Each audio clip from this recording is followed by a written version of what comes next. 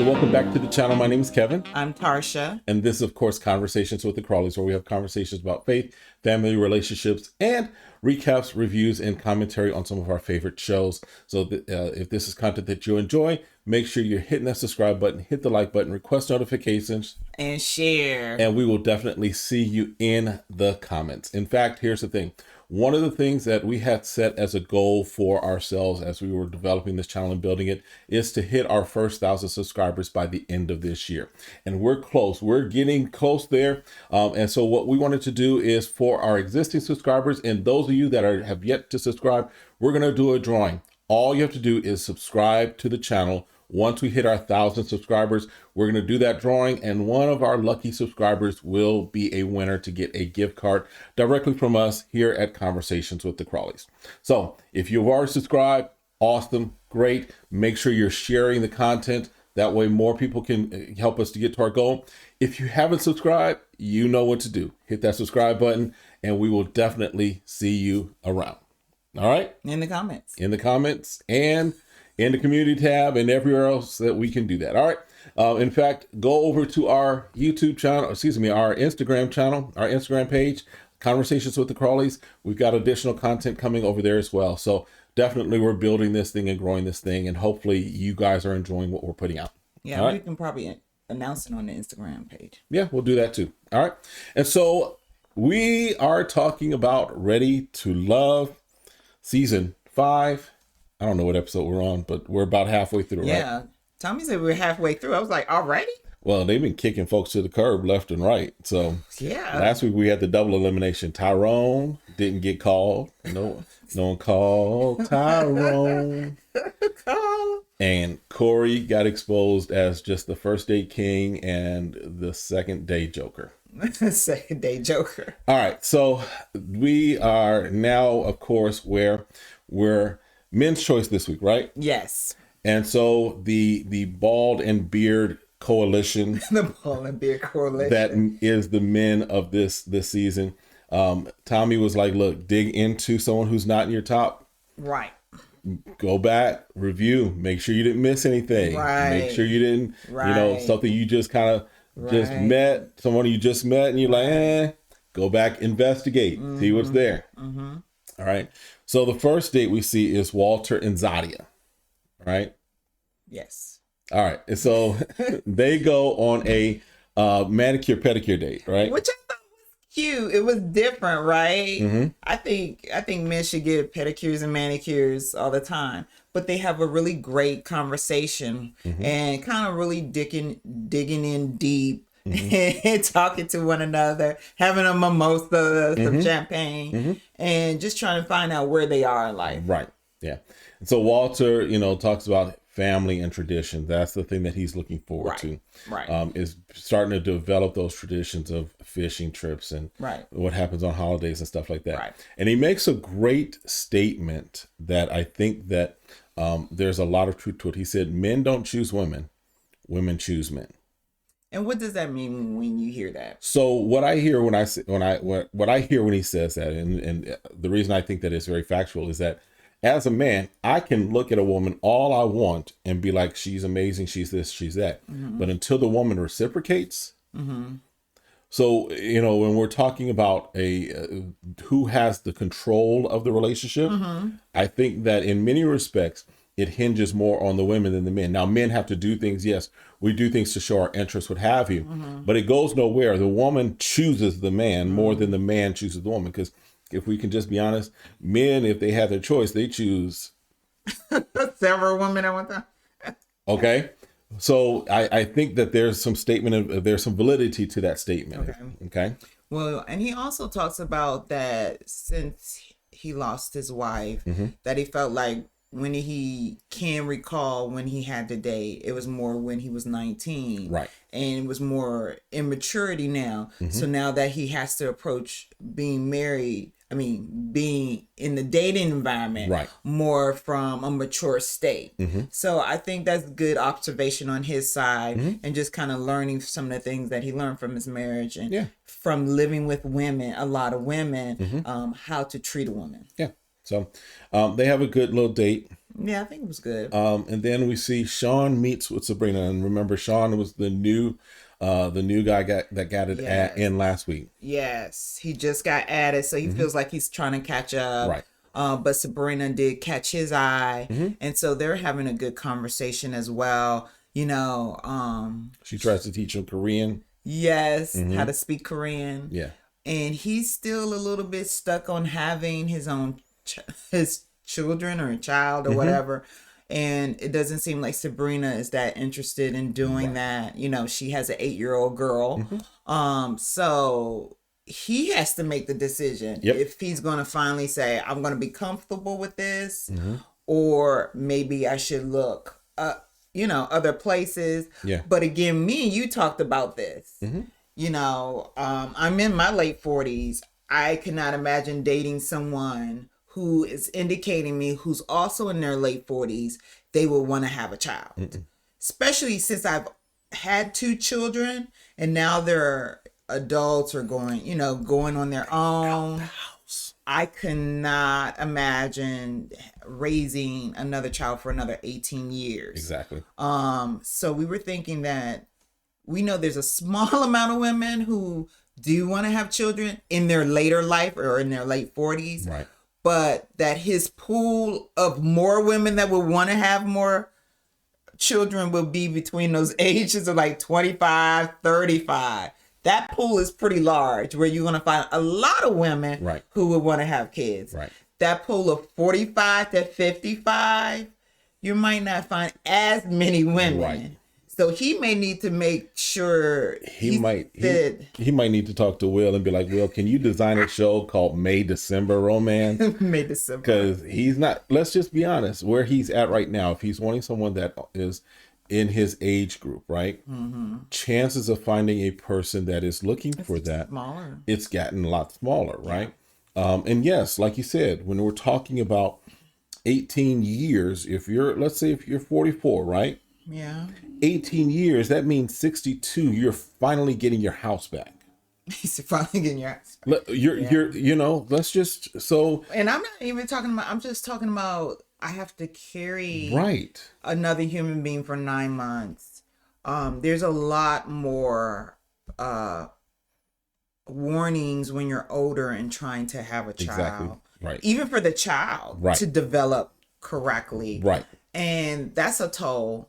Waking up early mornings, late night, kindergarten. It's a toll. Emotionally. Doing kindergarten at 52. No, I'm good. It's a lot. You know, while other people are having grandkids at that point or start introducing grandkids, those are people you give back. You give little kids back.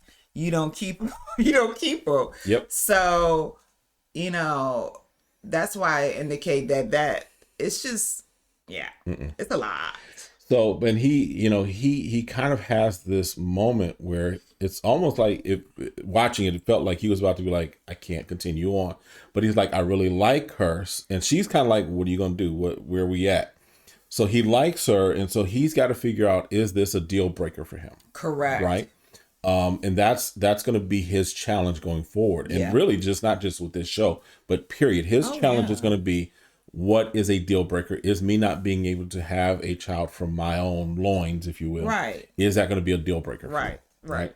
And why is it just now, you know, we don't know what he's done as far as dating, what have you. We don't know. But if it was that intense for you. Right. There's other, you know, you could have done something. Oh, yeah. I mean, you could have a surrogate. I mean, if you're trying to be traditional with it and you wanted to be with your wife and you want to be a couple, then you are a little behind the 8 ball.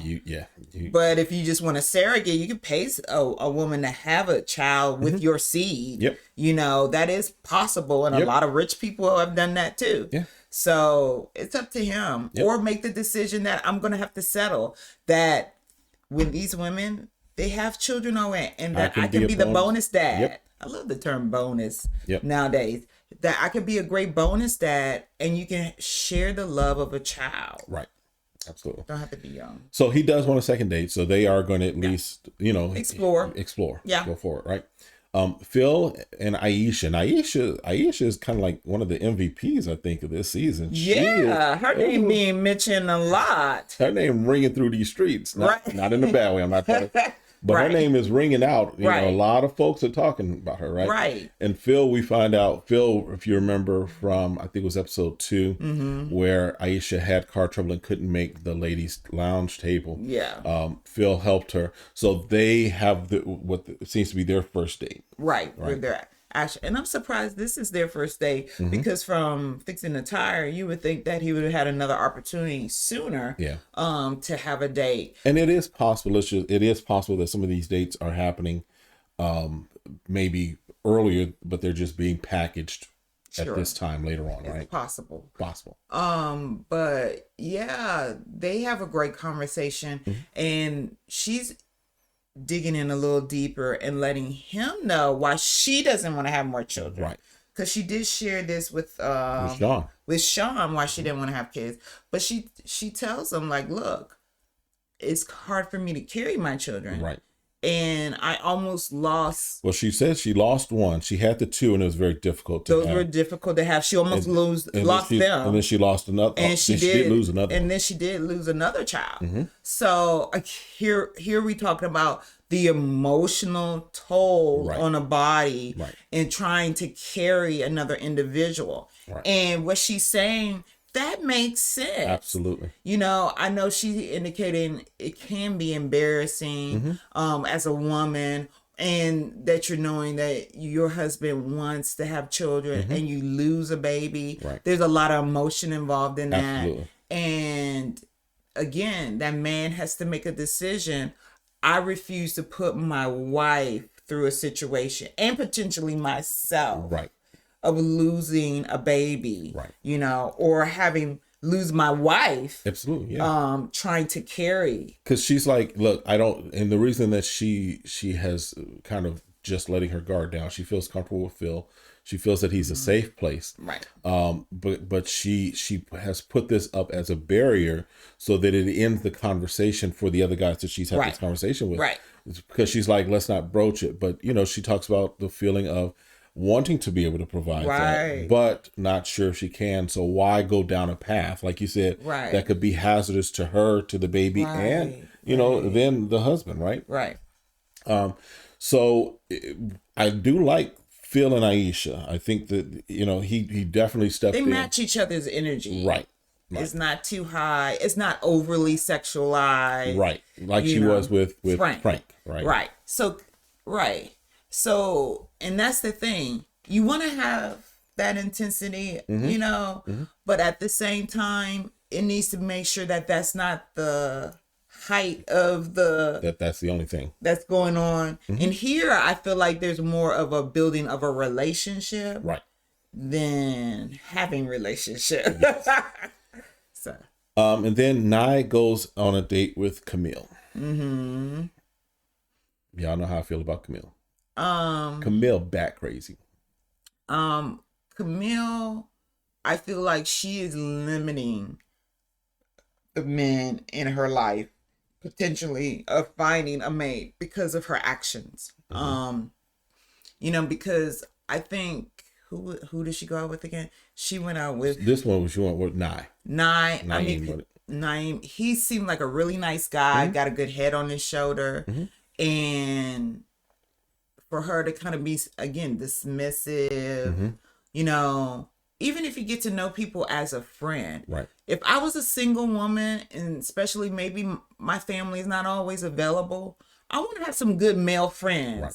Like, you want somebody to have to call, like, if you have a car situation or something going, and that, you know, you could call one of your buddies up and he can come over and fix something for you. So you dismissing men like, if we ain't together, I don't even want to get to know you as a friend. Yeah, she does. Now, she does say that they could be friends, right? She does say that, but the way she why would I want to be your friend if you act like that? Because Naeem does say she's not approachable. She has this wall, she has this guard up.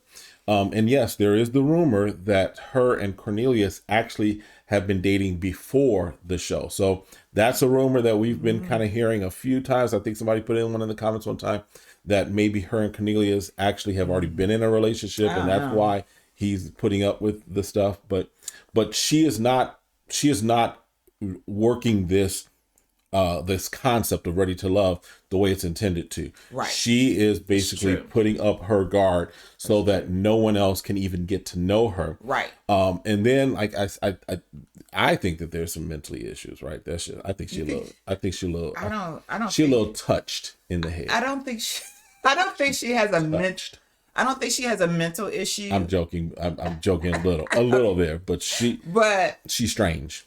No, I've seen those typical women before. And they strange. Who act like that because that's how they portray that's how their wall looks like. Mm-hmm. Their wall looks like, I'm going to give you the eye roll. I'm going to give you all these facial expressions. And yes, I could expect that from a 15-year-old, a 12-year-old, maybe even a 16, 17-year-old.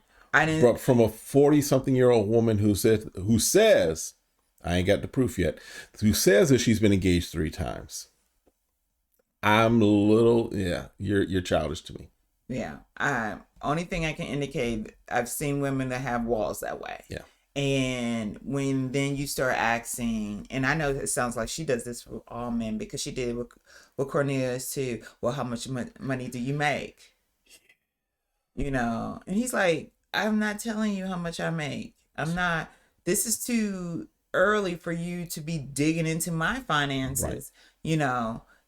I would have just gave the question back. Well, how much do you make? How good is your credit? Right.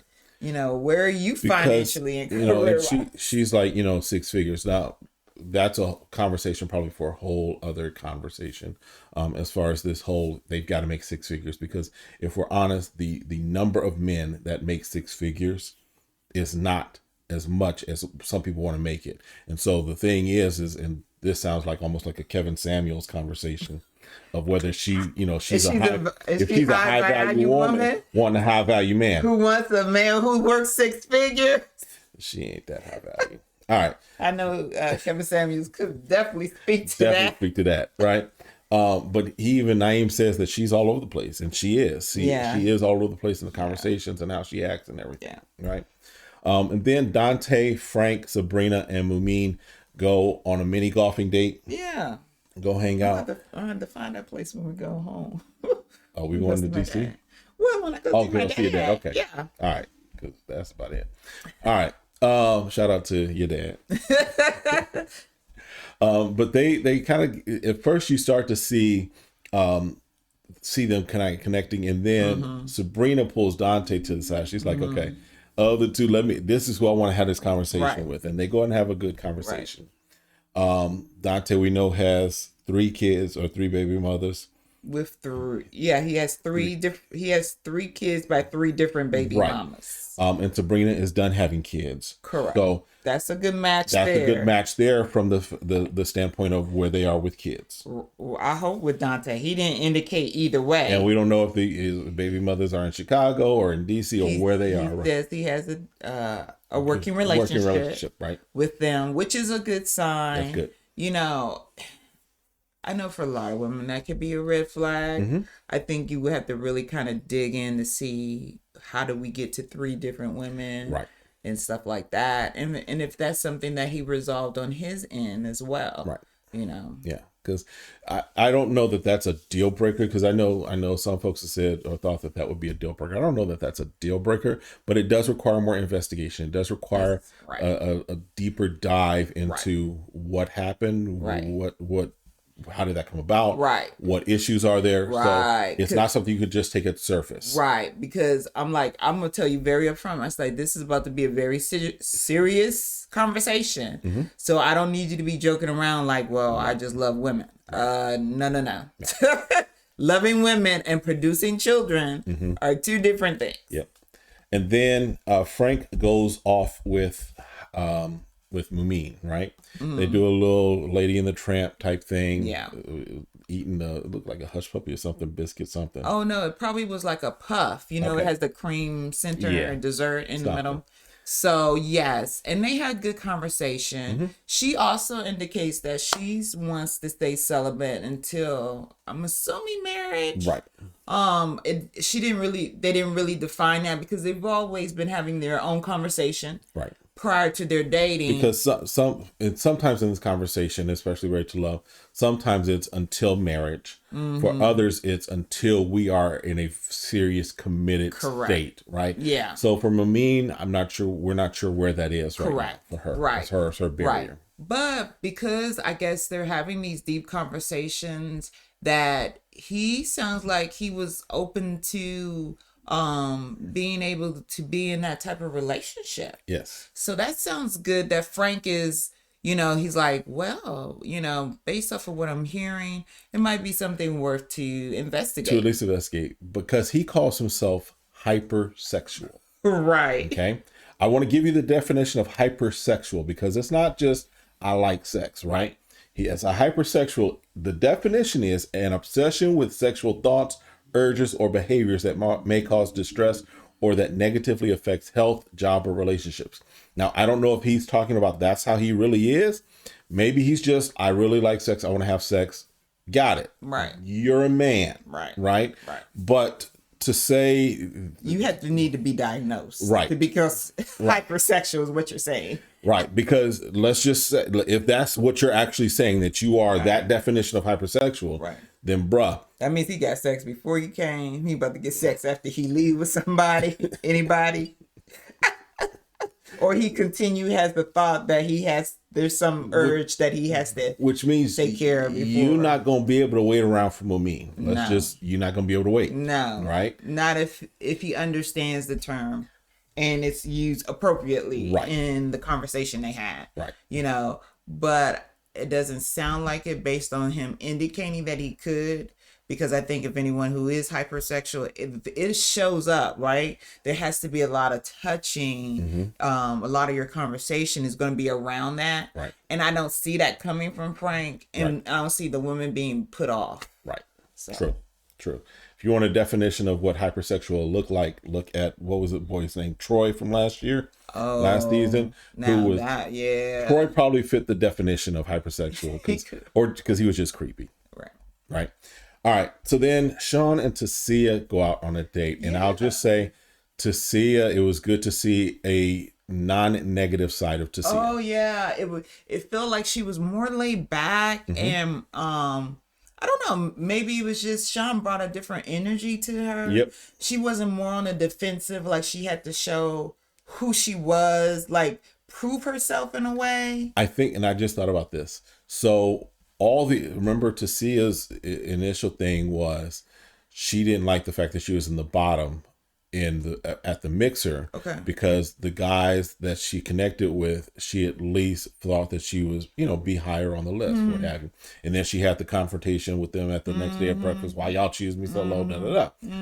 So Sean being the new guy, maybe she doesn't have that grudge, and now allows her to have the conversation that maybe she could have been having with these other guys if she just got over herself, right?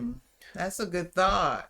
Yeah, because I was like, there's a different energy There's here. a different vibe there, right? And I'm like, what is this? Okay, girl, I see you. And he really indicates how, she's beautiful and that... He calls her Jill Scott vibe. Yeah. Okay. And that, like this is the type of woman, because he was raised in the South, this is the type of woman he's used to being around. And that, this is familiar to him. Yep. And she wants kids. Yep. Now, she's younger. So this goes back to her. She's like, my clock is ticking. And so it's like, oh, okay. So I would say she would need to be on this high list. She wants to have kids soon. You're indicating you want to have kids. Right. And so now you have to make a decision just because someone may be 6 or 7 years between each other. But that gives you enough time to have the kids you want to have and feeling like you have the energy to do all that it takes to be a father. Yeah. So, I was just trying to think because I couldn't remember, does Tacia have kids? Because I couldn't remember if she did. Maybe. I I don't think so. Her having any kids. That's why I think she said her clock's ticking. Yeah. Because once you have kids, there's no clock no more. Well, it depends on how many you want. It's possible. There's no clock anymore. Once you have a kid, you just say, yeah, I'm willing to have more kids. Okay. Yeah. Gotcha. Okay. So they have a good date talking about that. She's not negative, right? Have you? Mm-hmm. Cornelius and Courtney go on a date. Yeah. And Courtney, remember Cornelius and Courtney were kind of vibing too. Mm-hmm. They go to a rum tasting date, which sounds interesting. Yep. Yeah.